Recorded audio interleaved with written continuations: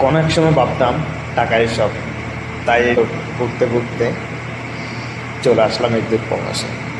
কিন্তু এই দূর প্রবাসে আসার পর থেকে একটা জিনিস খুব খুব ভালোভাবে ফিল করি, অনুমান করতেছি এখন, আসলে ভাই টাকাই সব কিছু না। টাকায় কিছুই না ভাই, পরিবার পরিজন আপনজন এরা পাশে থাকলে পৃথিবী জয় করা যায়।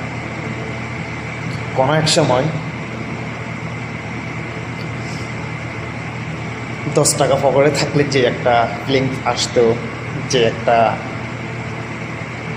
খুশি লাগতো, এখন পকেটের ভিতর 50,000 টাকা থাকলো ওই ফিলিংস, ওই খুশি অনুভব হয় না।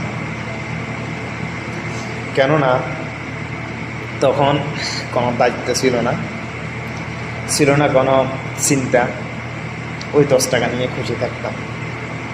এখন বড় হয়েছি, সংসারের দায়িত্ব কাঁধে এসে পড়েছে, সেই জন্য এখন আর আগের মতো ওই খুশিটা হয় না।